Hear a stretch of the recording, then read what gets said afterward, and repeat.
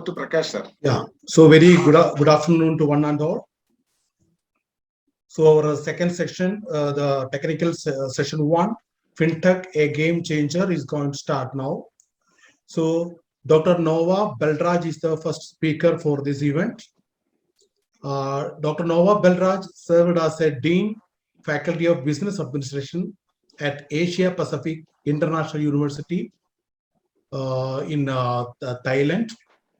And for more than 10 years, and he is having teaching and administrative experience of 25 years.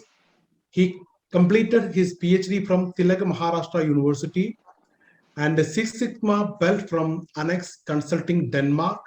He completed his MBA from Andrews University, Michigan, USA, and is an acting vice president for academic administration, church, and Asia Pacific International University Church. Then Stewardship Director, Asia Pacific International University Church. And he bagged so many awards like Special Spicer Honors Memorial College.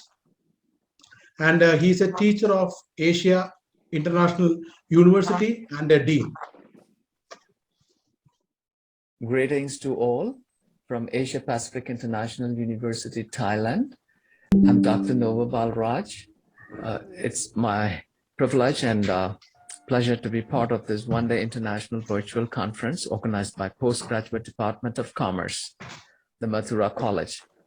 I'd like to thank all the members of the jury, and especially I'd like to thank Dr. Prakash for inviting me to give a special address.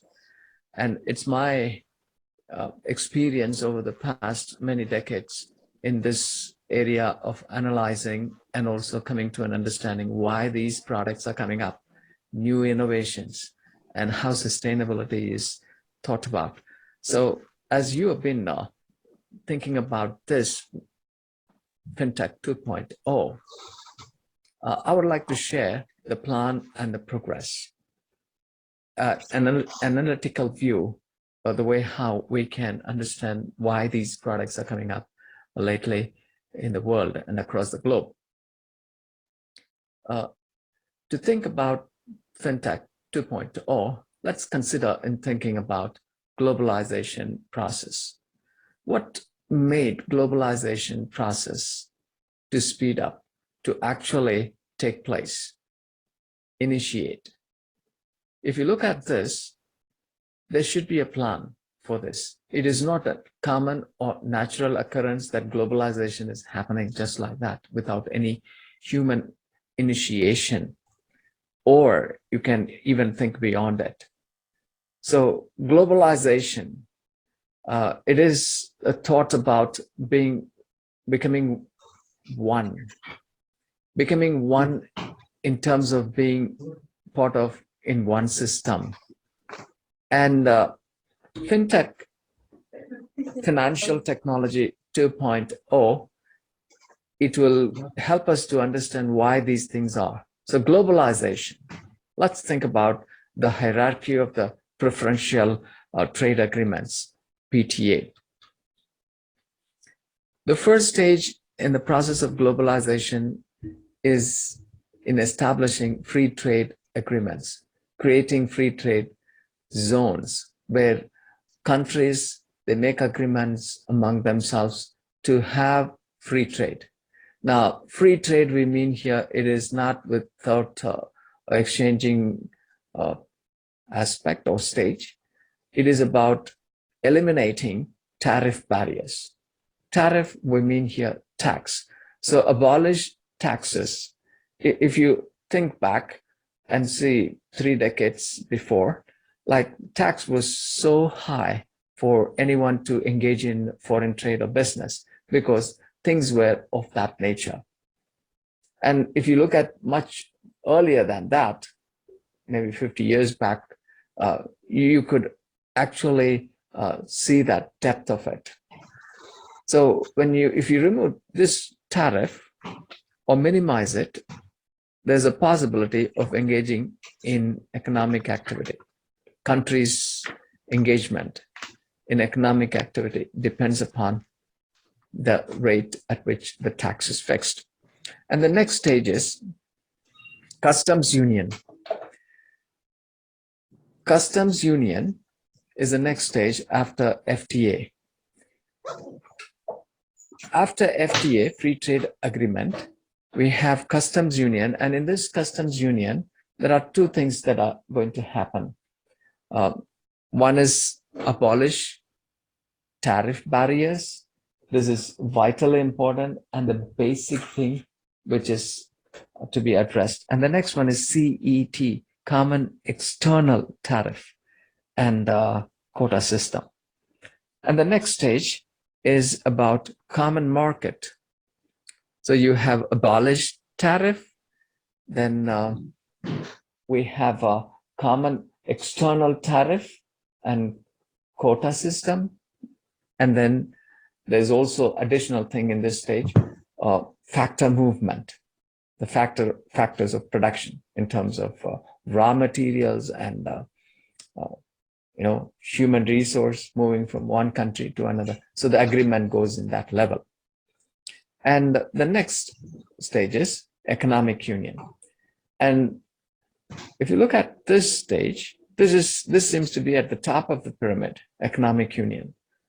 So it consists of the following, like abolish tariff barriers and common external tariff.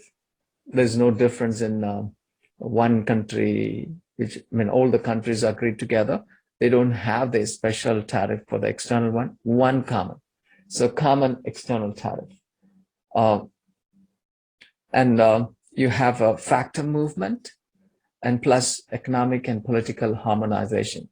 I want you to speculate and scan through across the globe where we can understand how these things are happening right before our eyes. And every time we flip through the newspaper or listen to news, national or global, we can always see in the context of this. So this is the framework, this is the plan, and the way how it progressed. And if you take a statistical thinking on how many countries or how many kind of agreements or in all these, the first one, FTA, there are 280, more than that, free trade agreements have been made. So all of them are engaged in some form of part to rebuild their country economically and to strengthen themselves in terms of contributing to globalization process. And the second one is customs union. You have around 15 of them. And then common market, 6 of them. And economic union, many are in the formation, and still the one which is formed, European Union, is the best example you can give. So in all these stages, there is something that is coming in terms of our thinking, like when it all started, when this plan started, the General Agreement on Tariffs and Trade, GATT, as we all know, it all started after it has been signed on October 30, 1947. So 1947, India got freedom, independence, and this was taking place right after that by 23 countries, was a legal agreement minimizing barriers to international trade. So they were the participants, and eliminating or reducing quotas, tariffs, and subsidies while preserving significant regulations. So it all started with a plan and its implementation to achieve a definitive goal, globalization. Every country is thirsting for better standard of living. How it is possible? All of us, we want better opportunities, better privileges. How this can be achieved? So reduced tax or tax elimination, increase the opening of more cross-border businesses. And as these things are coming up, developing, you can see you need to come up with new innovative products to accommodate this growth, So the only way to increase the standard of living is by engaging in increased economic activities. So increased economic activity calls for better system, We can't have the old system. We need to have a very innovative, creative, and addressing and facilitating the needs that were arising in this plan implementation. Today, if you look at, because of the old system and the development in the economic activities in terms of free trade agreements and all other levels, you can see there's a fractured customer experience. It means that customers are willing to engage in activities and they like to do more economic activities, speed up the process. But what is happening is they can't do it because they don't have systems in place to facilitate this happening in the boost. So looking at the whole matter, as we think about these things, we need to think in terms of globalization thinking. FinTech in terms of globalization, like what globalization means to you especially. A synonymous word that can be compared here is unification, unity in diversity, we might have heard. So globalization points to unification, interdependence. Now, unification, interdependence, and the next one, integration. These terms can be very apt for us to relate to globalization. Consolidation. We are very much familiar with this term, globalization, consolidation, coming to a part where we can think about convergence. Everything is coming in a convergent format. If you see the evolution of mobile phone, if you see the evolution of laptops, computers, and all these things, technology, you can see how products were converged and merged and were able to synchronize and come up with one single product. So similarly, we also see the kind of progress plan that has been brought through FinTech 2.0. So let's think about FinTech 2.0, targeted solutions. Savings. That's the first one. Targeted solutions to specific people, specific groups, organizations. And the second one is micro investing. Third one is stock trading. Fourth one is peer-to-peer payments. And the next one is smaller cash advances and mobile banking. We can see different apps have been used for different things, but now FinTech, financial technology 2.0 is telling we need to do in a place where you get everything done. One-stop buying, one-stop doing. So that's a place where convenience is brought, right? So FinTech 2.0 is customer-centric thinking. This is the main aspect, So FinTech 2.0 approach centers on what can be called rebundling. And this part, customer-centric thinking, is it should provide a product that can help satisfy the need that has been growing, basically based or due to globalization process.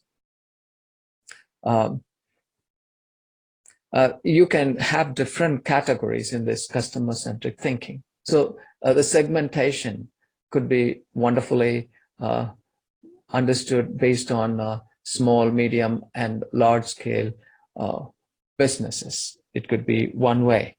And you can also get into other aspects.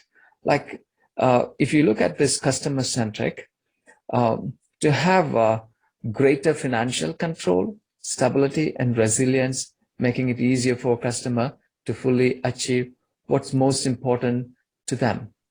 It's important. And the second one is cutting-edge technology. Cutting-edge technology, it effectively accomplishes data to learn and adapt to a customer's changing needs. So technology plays a major role here. And this technology, however, access to data is important.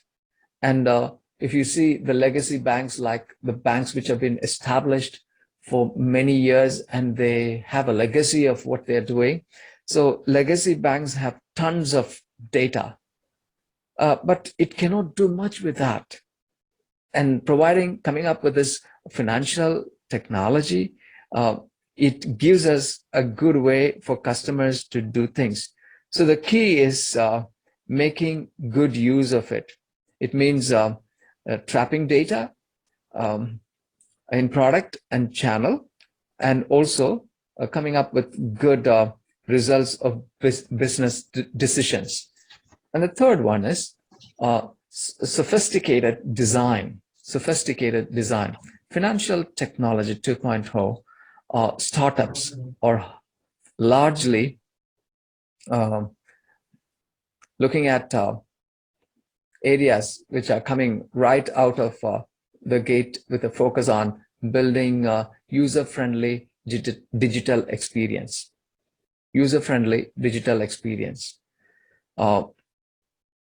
And if you look at prominent banks are they are unable to do, even though they have established themselves. So in this case, this sophisticated design, it helps to build a good customer relationship. And another term that we need to note here is about holistic views of customers.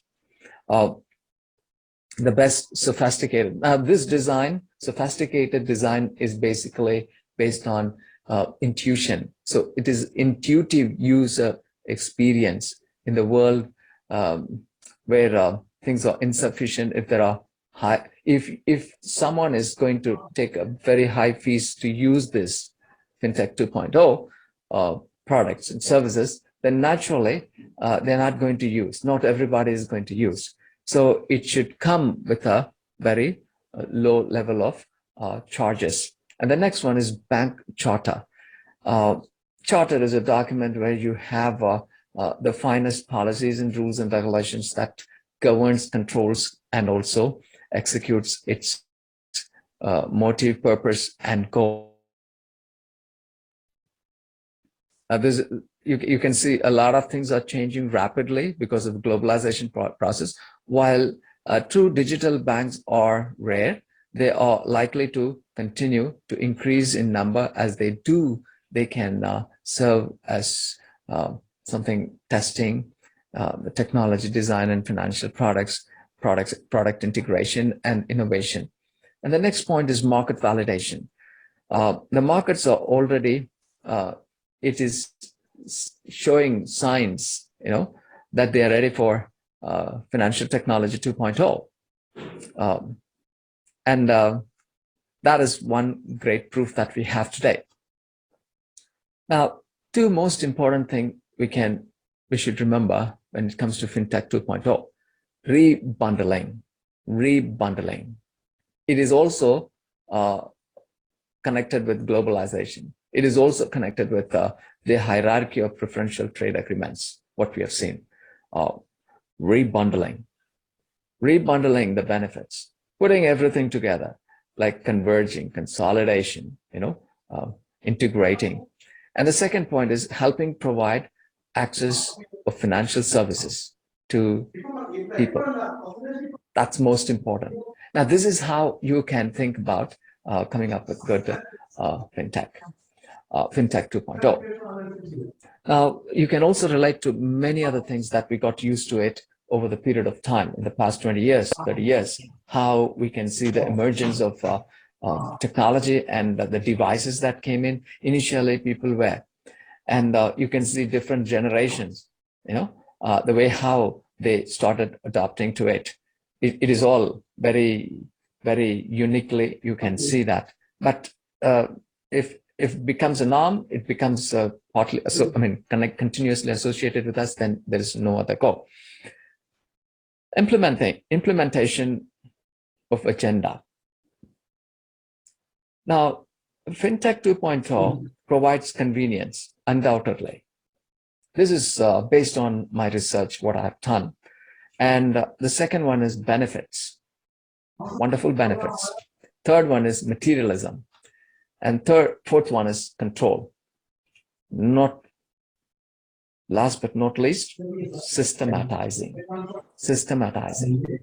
So these are the focus you can see.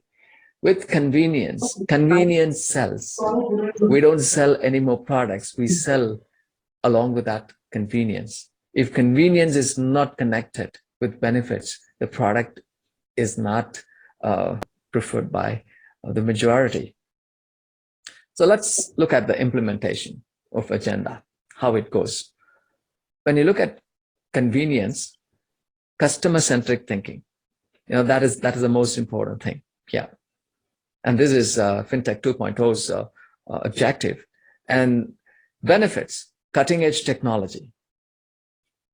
Materialism, sophisticated design. Control, bank charter. Systematizing based on market validation. So you can see the relationship and the way how it is and how it can all contribute to the final thing about globalization, unification. Okay. World economic growth. If you look at this chart for looking at as an example, there's a continuous increase in production from 1940s. After the implementation, of the preferential trade agreements, PTA, what we talked at the beginning, 1947, you can see how there's a progressive, continuous increase in production process. So this is because of the implementation of the plan, and it takes time to adopt. And if you look at this whole picture, this graph, you can also connect with like how the innovators who get the product when the product comes to the market, and early adopters, late adopters, and laggards, and all these things, you can see the behavior pattern. That's how the demographics they function, especially based on need and growth and how it takes place. Look at this 2022, the economic growth and how progressive it is. So there should be a system that should provide the services. Okay. For example, we work